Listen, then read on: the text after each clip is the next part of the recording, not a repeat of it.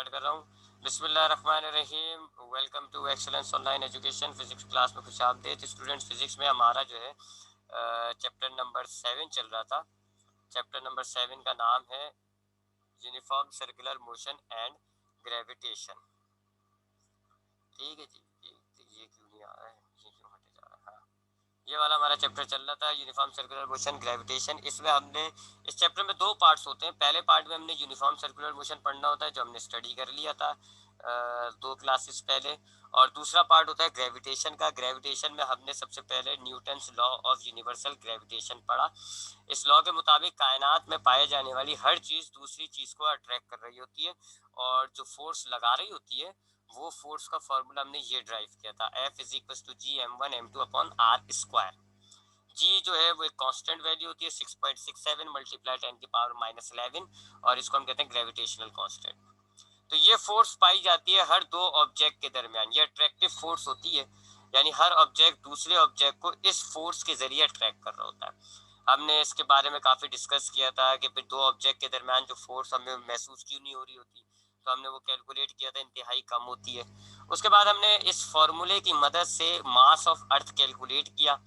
ये एक छोटी सी डेरिवेशन थी। हमने इस डेरिवेशन में जब कैलकुलेट किया तो मास ऑफ अर्थ का ये फॉर्मूला बना, ME is equal to GRE² upon capital G। ये मास ऑफ अर्थ मालूम करने का फॉर्मूला हो गया। फिर इस फॉर्मूले में हमने ये तीनों वेरिएबल्स डाले, G की वैल्यू 9.8, RE की वैल्यू 6.38, और फिर ये वाली वैल्यू डाली। तो फिर हमने मास ऑफ अर्थ कैलकुलेट करा तो कितना आया, 6 मल्टीप्लाई 10⁻24। फिर हमने बात करी थी variation of G with altitude. Variation का मतलब मैंने आपको बताया तब्दीली, और एल्टीट्यूड का मतलब ऊंचाई।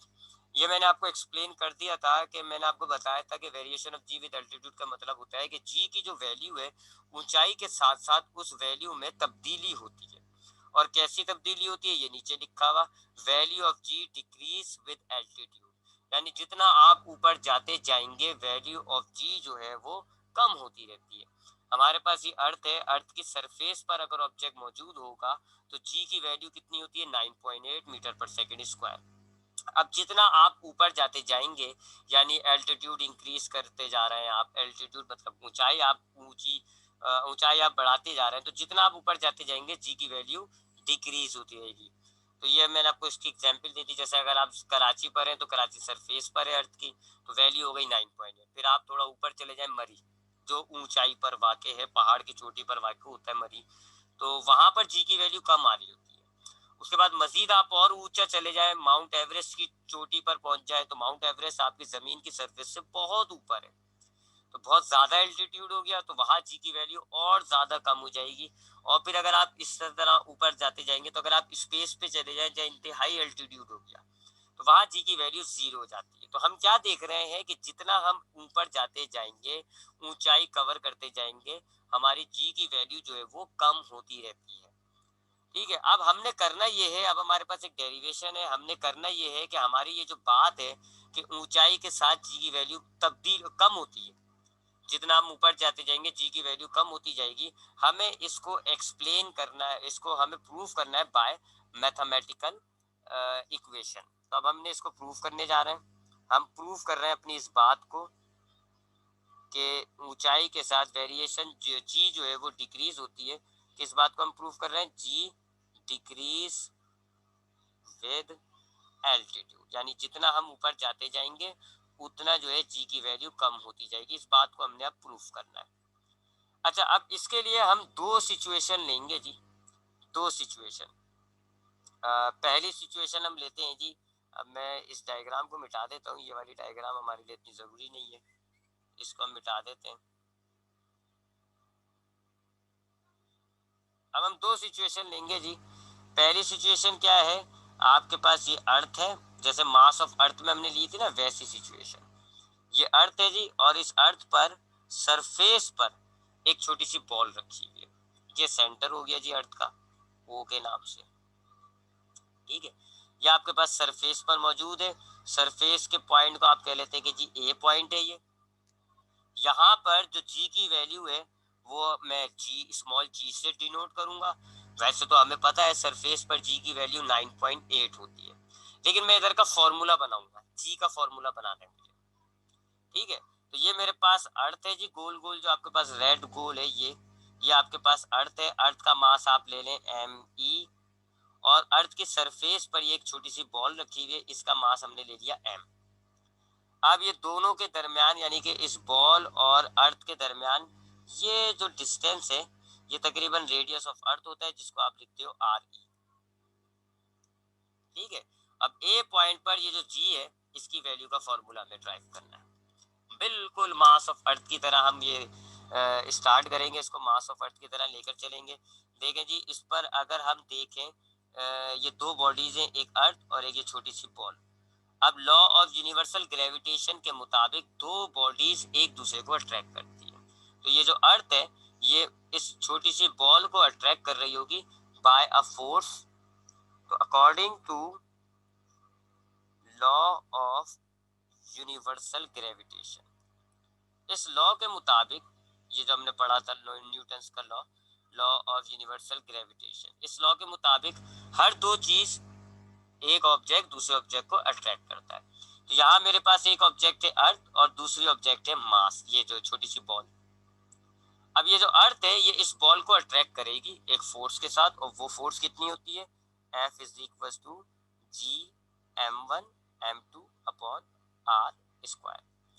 तो आप इस अर्थ को एक ऑब्जेक्ट मान लें, इस छोटी सी बॉल को दूसरा ऑब्जेक्ट माने, तो आपका ये जो पहला ऑब्जेक्ट है यानी अर्थ, इस छोटी सी बॉल को अट्रैक्ट कर रहा होगा, लॉ ऑफ यूनिवर्सल ग्रेविटेशन के मुताबिक अट्रैक्ट कर रहा होगा।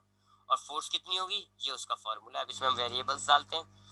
F is equal to G, M1 से मुराद पहली बॉडी का मास, आप इसको M कह लें, और M2 से मुराद दूसरी बॉडी का मास जो आपके पास है अर्थ का मास ME, डिवाइडेड बाय R से मुराद होता है दोनों बॉडीज के दरमियान जो डिस्टेंस, जो यहाँ पर तकरीबन रेडियस ऑफ अर्थ के बराबर है, तो RE होल स्क्वायर। ये हमने वैल्यूज डाल दी जी, इस वाले फोर्स के फॉर्मूले पर हमने वैल्यूज डाल दी। अब उसके बाद हम ये भी जानते हैं कि अर्थ अगर एक ऑब्जेक्ट को अट्रैक्ट करता है, earth attracts object with a force called weight. हम ये भी जानते हैं कि अर्थ अगर किसी ऑब्जेक्ट को अट्रैक्ट करता है, तो जो फोर्स लगा रहा होता है उस फोर्स को हम वेट कहते हैं। हमने वेट में पढ़ा है कि हर ऑब्जेक्ट पर अर्थ फोर्स लगाते हैं उसको अट्रैक्ट करने के लिए, जिसको आप वेट कहते हो। तो यहाँ पर अर्थ जो है, इस बॉडी पर जो फोर्स लगा रहा होगा वो वेट भी होगी, लिहाजा इसको हम लिखेंगे F is equal to weight. Earth जो फोर्स लगा रहा है वो वेट के बराबर है, और वेट का फॉर्मूला क्या होता है, mg। तो ये इक्वेशन 1 आ गई आपके पास, ये इक्वेशन 2 आ गई। अब दोनों इक्वेशंस को आप कंपेयर कर लें, तो दोनों तरफ से F कट जाएगा। ठीक है जी, अब मैं इस इक्वेशन 1 को और इक्वेशन 2 को कंपेयर कर रहा हूँ, तो इधर से F से कट गया, इधर से ये बचा, इधर से ये बचा, इनको हम लिख देते हैं। तो हमने कंपेयर कर लिया दोनों इक्वेशंस को, बोथ इक्वेशंस। तो पहली इक्वेशन में से आपके पास बचता है जी mg is equal to G m/me/r² तो हमने सिचुएशन क्या ली हुई है कि हमारे पास ये अर्थ है जी, और ये एक छोटी सी बॉल है उसकी सरफेस पर। अर्थ को आपने एक ऑब्जेक्ट मान लिया, और जो छोटी सी बॉल है उसको आपने दूसरा ऑब्जेक्ट मान लिया। लॉ ऑफ यूनिवर्सल ग्रेविटेशन के मुताबिक एक ऑब्जेक्ट दूसरे को अट्रैक्ट करता है। कौन सी फोर्स होती है जी, ये रही वो। हमने इसमें वैल्यूज डाली, ये पहला फॉर्मूला बन गया। फिर दूसरी बात हमने बोला कि अर्थ अगर इस बॉल को अट्रैक्ट कर रही होगी तो इस फोर्स को आप वेट भी कहते हो, ये हमने लिखा हुआ, force is also called weight. Weight का हमने फॉर्मूला डाला तो फोर्स का फॉर्मूला बन गया mg। अब आपने इन दोनों इक्वेशंस को कंपेयर किया, इधर से आपके पास ये बचा जी, इधर से आपके पास ये बचा, तो दोनों को मिला के आपने एक इक्वेशन बना ली। ठीक, अब आप दोनों इस इक्वेशन में से आप मास काट दें, ये m से m कट गया। अब आपके पास क्या बचता है जी, G is equal to capital G me/re²। ये G का फॉर्मूला आ गया, और ये जो स्मॉल g है ये सरफेस पर G की वैल्यू है। तो ये हो गया जी G का फॉर्मूला एट सरफेस। ठीक है जी, ये सरफेस पर G का फॉर्मूला आ गया। अब हम दूसरी सिचुएशन लेंगे। दूसरी सिचुएशन हम क्या लेते हैं जी, अर्थ है जी, ये वही अर्थ आपके पास, ये अर्थ है और ये जो है अर्थ का रेडियस हो गया जी।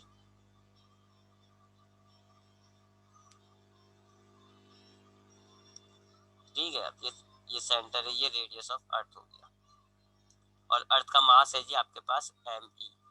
अब हमने बॉडी को जो पहले यहाँ सरफेस पर मौजूद थी, मैं इसको इस पॉइंट पर ले गया, बी पॉइंट पर, बी पॉइंट पर ले गया। अब इसको जब मैं बी पॉइंट पर लेके गया हूं तो इसने सरफेस से कितना डिस्टेंस तय किया है जी, h हाइट। ठीक है, बी पॉइंट पर मैं आपको आपके ऑब्जेक्ट को लेके जा रहा हूँ, इस ऑब्जेक्ट का मास आपको पता है जी m है। तो हमारे पास पहले ऑब्जेक्ट यहाँ पड़ा हुआ था, उस पर हमने जब जी का फॉर्मूला बनाया ये बन गया। अब आपने क्या किया, इस ऑब्जेक्ट को उठाया और आप एक ऊंचाई पर ले गए, बी पॉइंट पर ले गए, सपोज करें आप मरी पर लेकर चले गए या माउंट एवरेस्ट पे ले गए। अब आप यहाँ पर जब आप लेके गए हो तो इसने सरफेस पर एडिशनल कितना डिस्टेंस तय कर लिया, h और फासला तय करा इसने। अब यहाँ पर बी पॉइंट पर जो g की वैल्यू है मैं उसको g बार से रिप्रेजेंट करूंगा। सरफेस पर जो g की वैल्यू थी मैंने उसको g से रिप्रेजेंट किया और बी पॉइंट पर जो g की वैल्यू है मैं उसको g बार से रिप्रेजेंट करूंगा। अब g एट पॉइंट बी, अब बी पॉइंट पर g की वैल्यू का फॉर्मूला बनाना है मुझे। बी पॉइंट पर जो g की वैल्यू है उसको मैं कह रहा हूँ g बार और फॉर्मूला उसका मैं इसी को देख के बनाऊंगा। ये g तो कांस्टेंट होता है, चाहे आप ए पॉइंट पर रखे हुए हो सरफेस पर या बी पर, ये जी कांस्टेंट रहेगा। मास ऑफ अर्थ भी चेंज नहीं होगा, वो भी ऐसे ही रहा, मैंने अर्थ थोड़ी चेंज की है। बस फर्क आया है इस पे, ये होता है डिस्टेंस बिटवीन टू बॉडीज, दो बॉडीज के दरमियान फासला। पहले जब सरफेस पे रखी हुई थी तो कितना फासला था, रेडियस ऑफ अर्थ। अब आप देखें जी यहाँ पर है तो अब फासला कितना हो गया, आर ई, और फिर ये एच आप और ऐड कर दें, अब आपके पास डिस्टेंस हो रहा है आर ई प्लस एच। ठीक, जब हमारे पास पहले वाला डायग्राम देख ले, जब हमारे पास सरफेस पर थी तो दोनों बॉडीज के दरमियान फासला कितना था, आर ई। अब आपने ले गए इतना ऊपर, तो अब आर ई प्लस ये वाला फासला यानी एच। तो अब आपके पास ये चेंज हो गया जी, नीचे वाली वैल्यू और वो कितनी हो गई, आर ई से हट के वो हो गई है आर ई प्लस एच और होल स्क्वायर, क्योंकि फॉर्मूले में स्क्वायर होता है। ये हो गई जी बी पॉइंट पर जी की वैल्यू। तो आपने दो सिचुएशन ली, पहले आपने जो बॉल है उसको अर्थ की सरफेस पे रखा, मास ऑफ अर्थ में जिस तरह आपने डेरिवेशन की थी बिल्कुल उस तरह आपने डेरिवेशन की और सरफेस पर जी की वैल्यू का ये फॉर्मूला बना लिया। फिर आपने क्या किया, उस बॉडी को उठाया और बी पॉइंट पर ले गए, कितना एडिशनल डिस्टेंस तय कर लिया आपने और एच और फासला तय कर लिया, तो अब टोटल डिस्टेंस कितना हो गया, आर ई प्लस एच। तो अब बी पॉइंट पर जी की वैल्यू जिसको आप जी बार कह रहे हैं उसका फॉर्मूला क्या बन गया, G M E R E plus H whole square. ये दोनों तो अनचेंज रहे, ये चेंज हुआ है। ठीक, आई होप यहां तक बात समझ में आ गई होगी। अब हम करते हैं जी दोनों इक्वेशंस को डिवाइड, डिवाइड बोथ इक्वेशंस, चाहे तो इक्वेशंस को आप नाम दे दें, ये हो गई इक्वेशन नंबर 3 और ये हो गई इक्वेशन नंबर 4। तो आपने दोनों इक्वेशन को ना इक्वेशन 3 और 4 को डिवाइड किया, तो लेफ्ट साइड से डिवाइड होता है, राइट साइड से डिवाइड होता है। आप पहले जी रख ले जी, जी इज इक्वल टू, ये वाला फॉर्मूला रख रहा हूँ मैं ऊपर, नोमिनेटर में ये रखूंगा, डिनोमिनेटर में मैं ये रखता हूँ। ठीक है, तो आप पहले ये वाला फॉर्मूला लिख लें, G M E upon R E square, फिर आप डिवाइड कर दें जी, दोनों साइड को डिवाइड कर दें, किससे, इक्वेशन दूसरी वाली नीचे रख लें आप, G bar G M E upon R E plus H whole square. ठीक है, तो ये मैंने क्या किया, दोनों इक्वेशंस को डिवाइड कर दिया, ये वाली इक्वेशन मैंने ऊपर रख दी और ये वाली इक्वेशन जो है मैंने नीचे रख दी। तो लेफ्ट साइड से डिवाइड हो रहा है जी अपॉन जी बार, राइट साइड से डिवाइड हो रहा है ये। अब अगर आपको ये कंफ्यूजेबल लगता है तो इस डिवाइड को आप ऐसे लिख लेते हैं और इस इक्वेशन को यहाँ लिख लेता हूँ मैं। ठीक है, ताकि ये फ्रैक्शंस खत्म हो जाए। ठीक है, तो मैंने ऐसे लिख दिया जी डिवाइड, इसको हटा देते हैं। तो हमने दोनों इक्वेशंस को डिवाइड किया, लेफ्ट साइड को लेफ्ट साइड से डिवाइड किया तो देखें जी जी अपॉन जी बार, और राइट साइड को राइट साइड से डिवाइड किया तो पहले मैंने ये लिखा, फिर डिवाइड साइन डाला, फिर मैंने ये लिख दिया। अब हम इसको सॉल्व करने की तरफ आते हैं जी। अब इसकी जरा सॉल्व देख लीजिएगा। ये तो आपका यही रहेगा जी, जी अपॉन जी बार, ये जो है राइट लेफ्ट साइड आपकी ऐसी रहेगी, G M E upon R E square. इस डिवाइड साइन को आप कर दें मल्टीप्लाई। मैथ के हिसाब से जब आप डिवाइड को मल्टीप्लाई करते हैं तो ये उल्टा हो जाता है, रेसिप्रोकल हो जाती है। R E plus H whole square ऊपर आ गया और जी एम ई जो है वो नीचे आ गया। अब आपने जी से जी को काट दिया, एम ई से एम ई को काट दिया। अब आपके पास क्या बचा ऊपर, R E plus H whole square, और नीचे क्या बचा आपके पास, आर ई होल स्क्वायर। अब आप क्या करेंगे, ये आर ई प्लस एच जो है इसको फॉर्मूले की मदद से खोलें। कौन सा फॉर्मूला, ये वाला, A plus B whole square, ये बराबर होता है A square plus 2ab plus B square. इस फॉर्मूले की मदद से आप इस आर ई प्लस एच को खोल लें। अब यहाँ पे ए होगा आपके पास आर ई और बी होगा एच, तो ये हो गया ए प्लस बी होल स्क्वायर, यानी ये साइड। अब हम ये साइड बनाएंगे, ए स्क्वायर और ए हमारे पास आर ही है तो आर ई स्क्वायर। फिर क्या आता है फॉर्मूले में, 2ab, तो हम लिखेंगे 2a की जगह हम लिखेंगे आर ई, बी की जगह हम लिखेंगे एच। फिर आखिर में क्या है, बी स्क्वायर, तो हम लिखेंगे बी की जगह एच होल स्क्वायर। तो ये अभी आप मैथमेटिक्स में चैप्टर 4 पढ़ चुके होंगे, आपको फॉर्मूला अप्लाई करना आता होगा। तो ये हमारे पास a plus B whole square है, ये मैंने बना दिया A square plus 2ab plus B square. बस ए की बजाय मैंने आर ई लिखा है, बी की बजाय मैंने एच लिखा है। नीचे आपके पास आएगा आर ई होल स्क्वायर। अब आप एलसीएम ब्रेक करें। आप क्या करेंगे, अब आप एलसीएम ब्रेक करेंगे जी। एलसीएम ब्रेक कैसे किया जाता है, ये जो आपके पास डिनोमिनेटर में आर ई होल स्क्वायर है ये वाला, ये तीनों का है, ऊपर के तीनों डिनोमिनेटर्स का, आप तीनों को दे दें। इसको आप कहते हैं एलसीएम ब्रेक।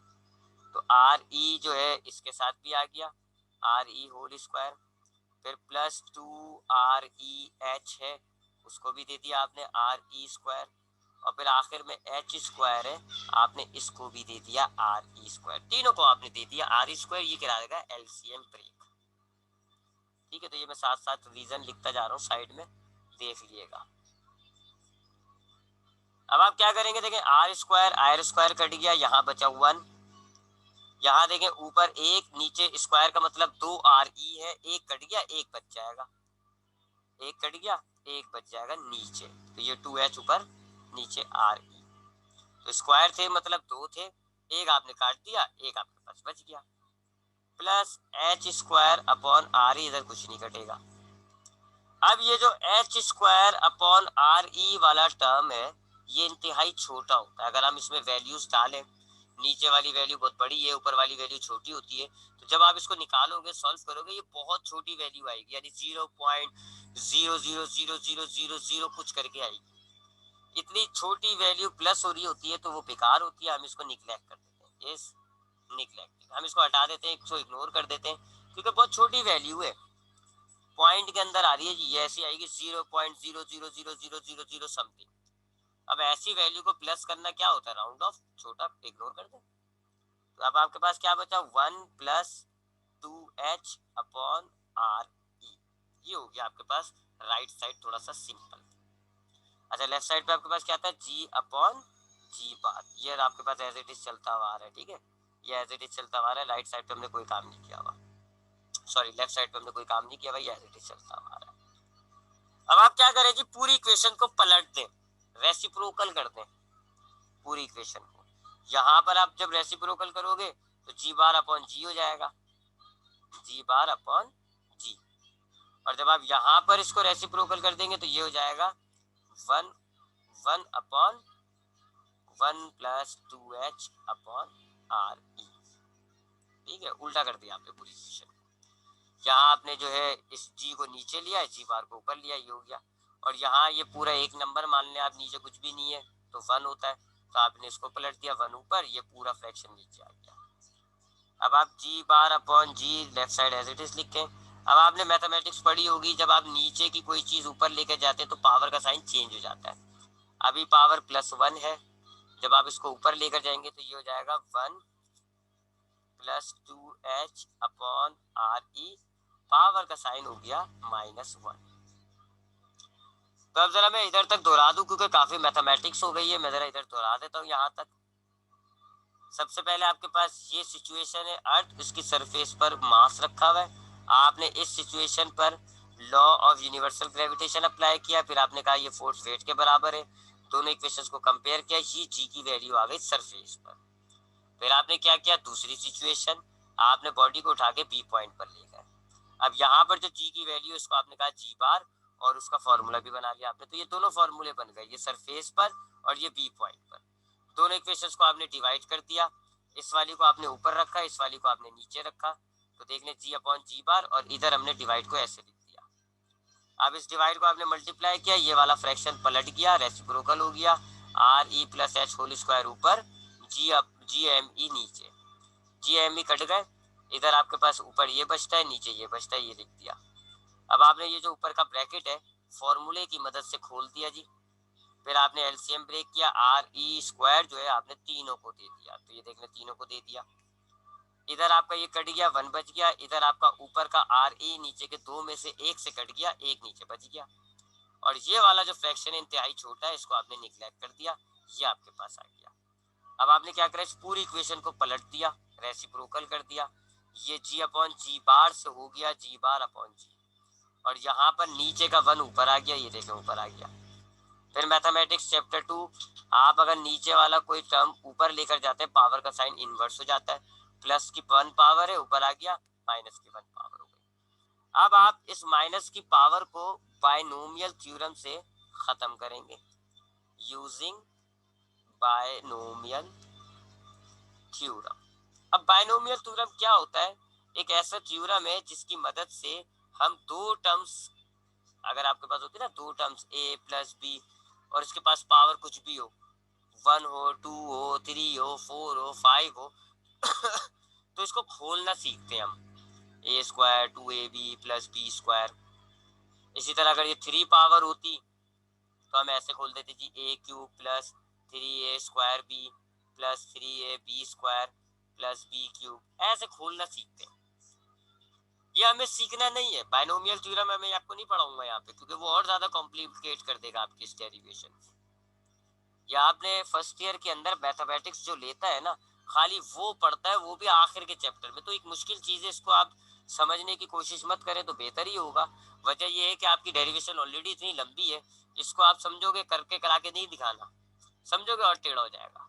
बस आप इसको समझ इजी करने के लिए आप ये कर लें जी कि जी बार अपॉन जी, जब आप बायनोमियल थ्योरम खत्म करोगे तो ये माइनस का साइन खत्म हो जाएगा और इधर माइनस हो जाएगा, 1 माइनस 2h अपॉन आर ई।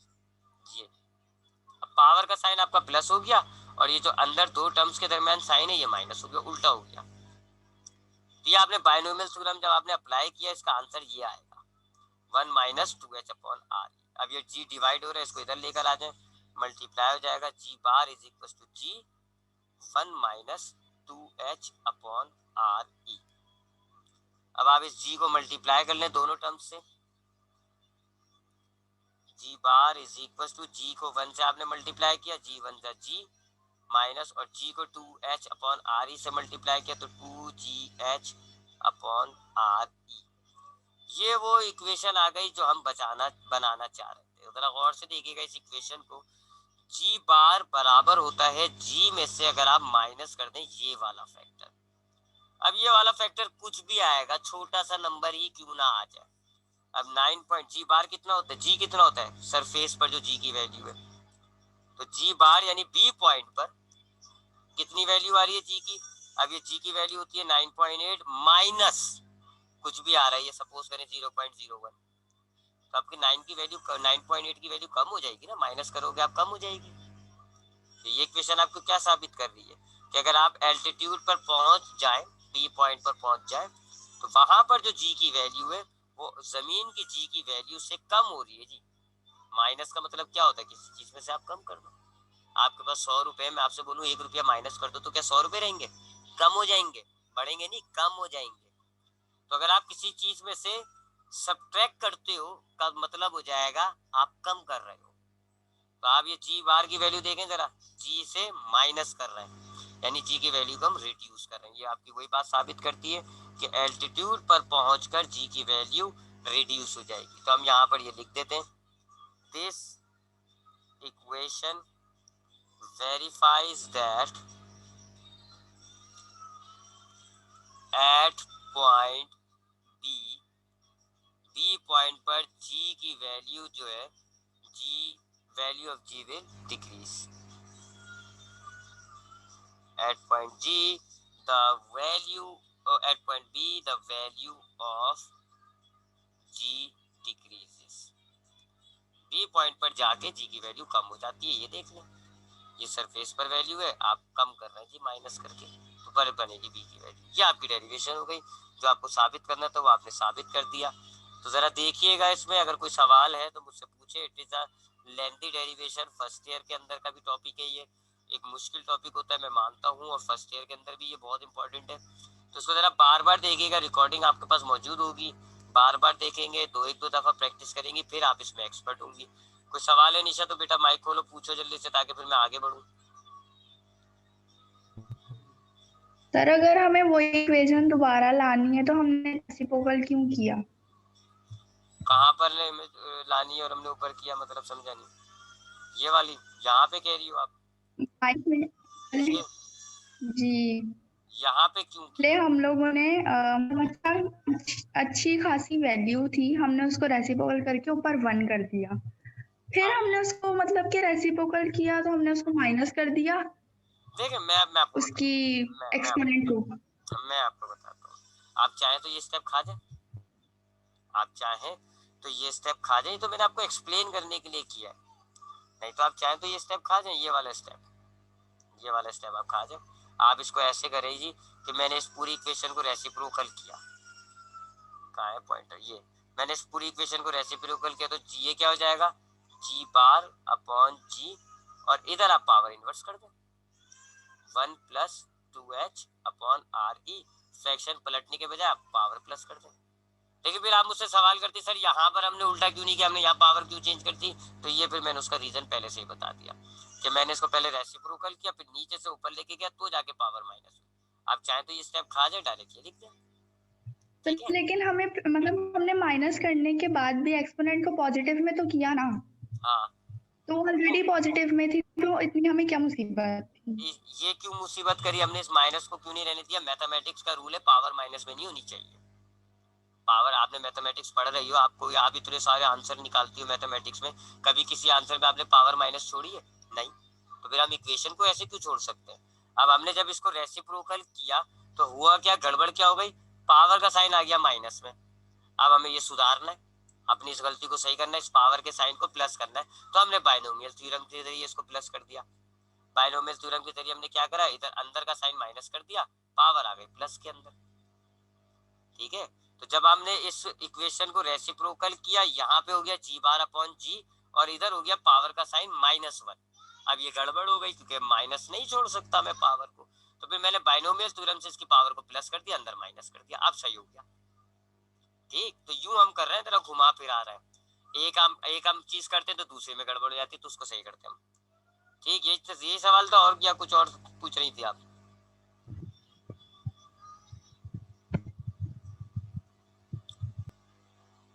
आवाज, यकीन माने मुझे ऐसा लगा समंदर की आवाज आ रही है, आवाज ही नहीं आई। कुछ सवाल है और बेटा तो पूछे।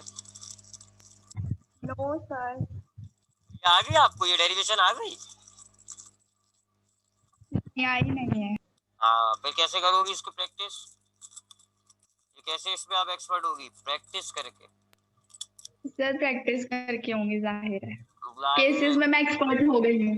हाँ, तो देखो मानता हूँ मैं, मुश्किल टॉपिक है, पता है आपको, ये फर्स्ट ईयर का टॉपिक है, ये फर्स्ट ईयर के तो अंदर हम आता क्यों है। पढ़ रहे हैं?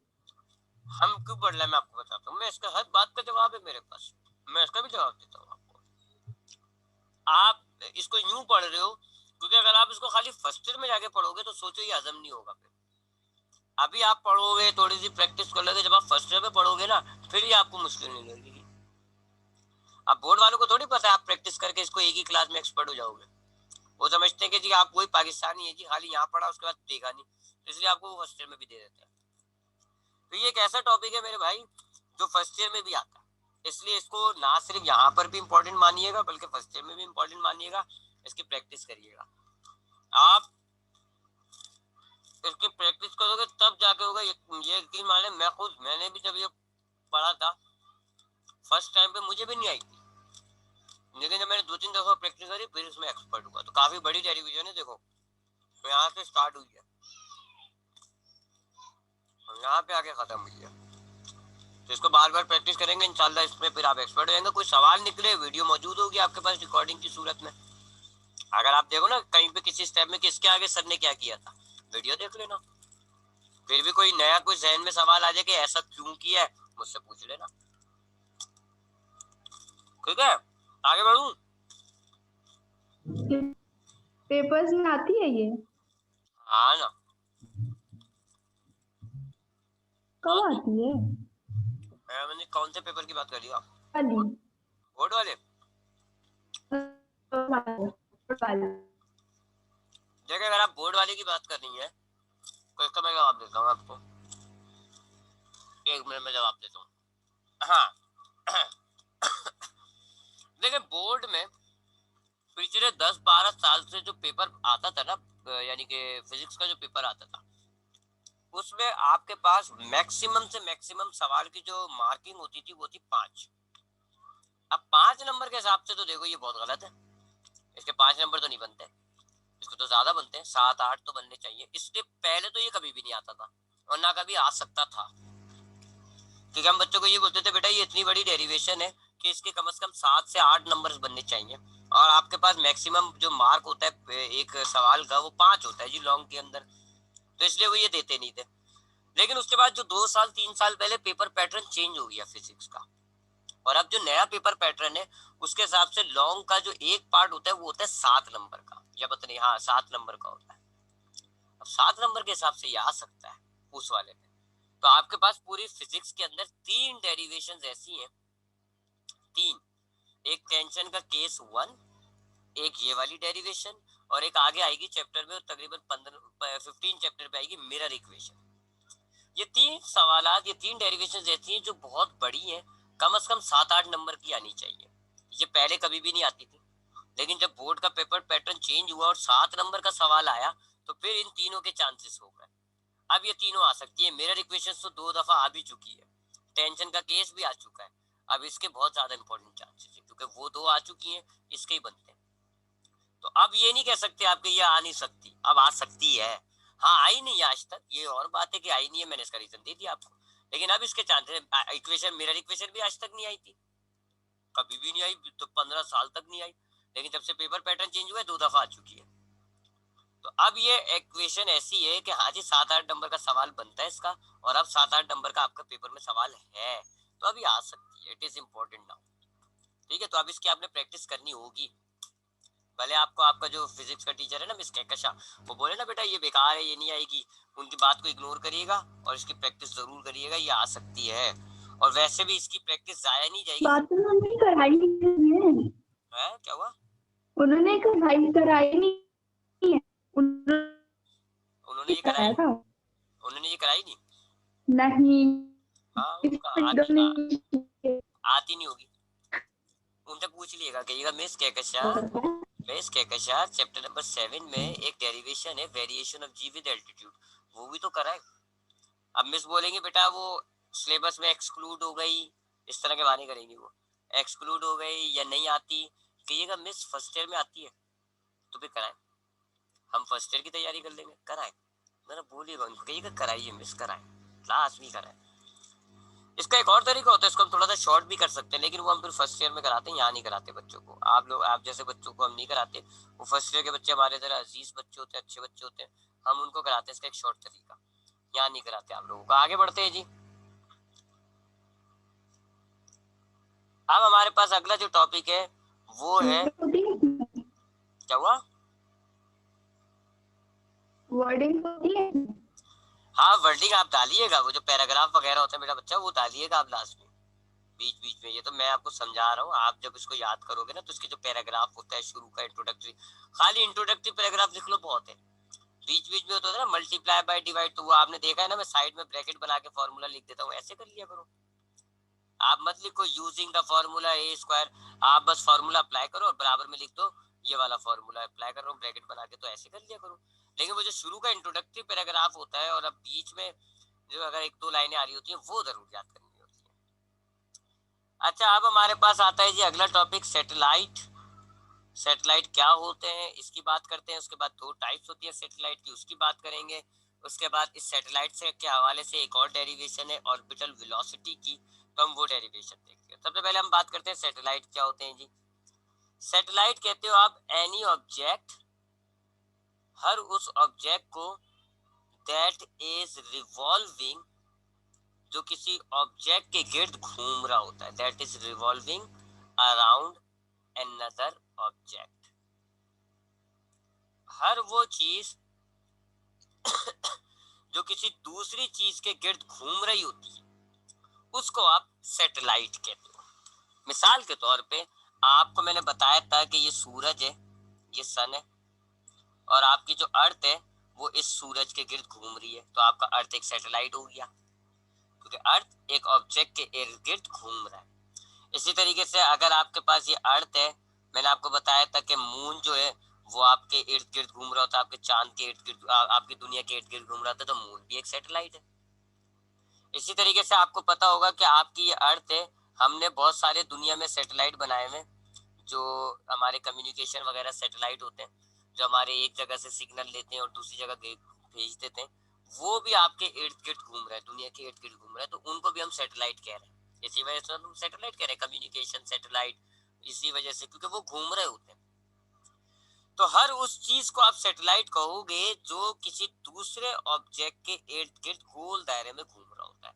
आपका अर्थ जो है वो एक सैटेलाइट है क्योंकि वो सूरज के गिर्द घूम रहा है। आपका चांद जो है वो एक सैटेलाइट है क्योंकि वो अर्थ के गिर्द घूम रहा है।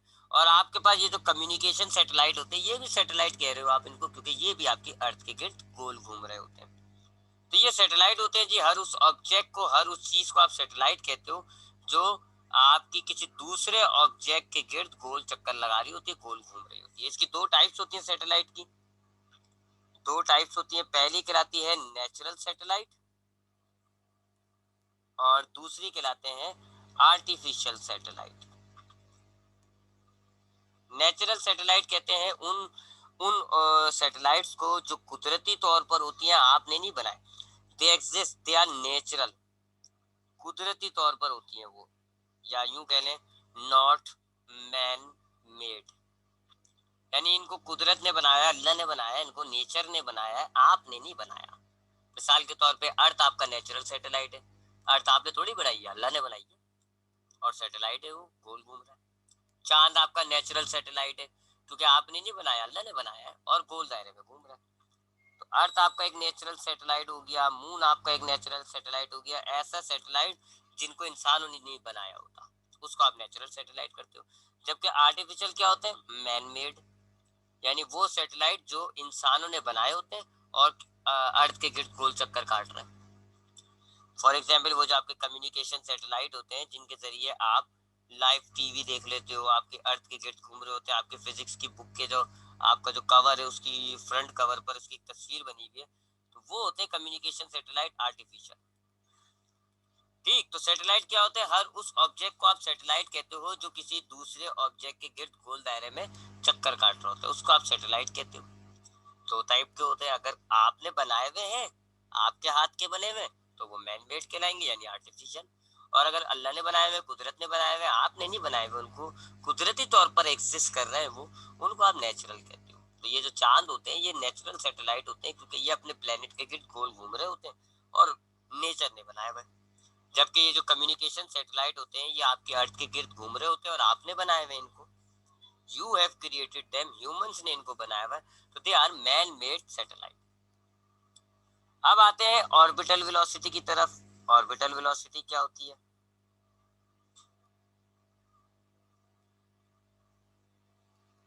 What is orbital velocity. देखिए अभी मैंने आपको बताया कि आपके पास ये आर्टिफिशियल सैटेलाइट, मैंने अभी आपको बताया कि ये सपोज कर लें आपकी अर्थ है, अजीब सी अर्थ हो गई, ये ले लेते हैं, ये आपकी अर्थ है, ये अर्थ है, ठीक है। और इस अर्थ के गिर्द आपके पास सैटेलाइट होता है जो गोल घूम रहा होता है।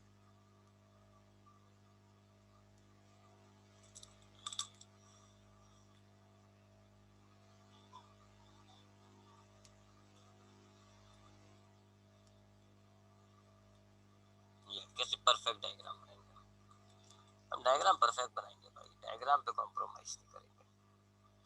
ये अर्थ है जी, ये आपकी क्या है, अर्थ, ये गोल है अर्थ।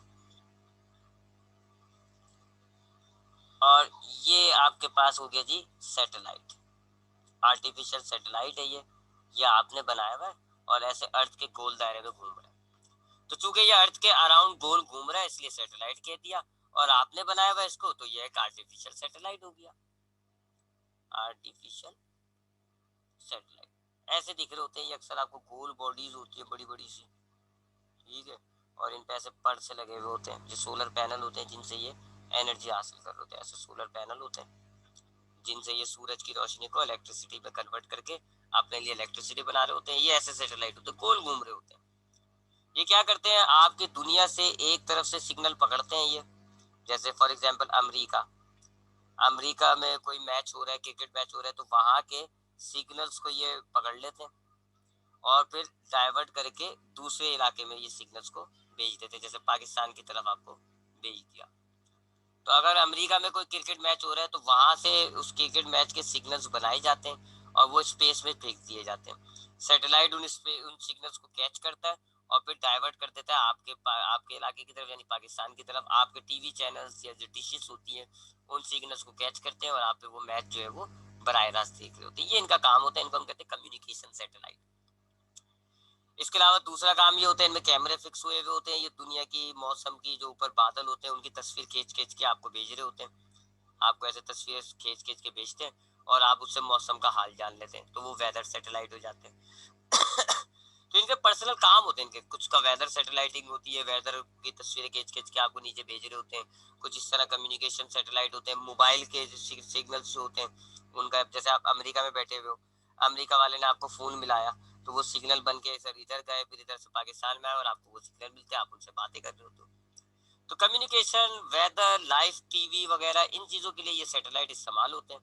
और ये सैटेलाइट ऐसे गोल अर्थ के गिर्द घूम रहे होते हैं, गोल गोल घूम रहे होते हैं। और चूंकि गोल घूम रहे हैं तो ये सैटेलाइट हो गए, हमने बनाए तो ये आर्टिफिशियल सैटेलाइट हो गए। इनके गोल घूमने का वजह क्या होती है जी, ये क्यों एक जगह नहीं टिक रहा है, गोल क्यों घूम रहा है?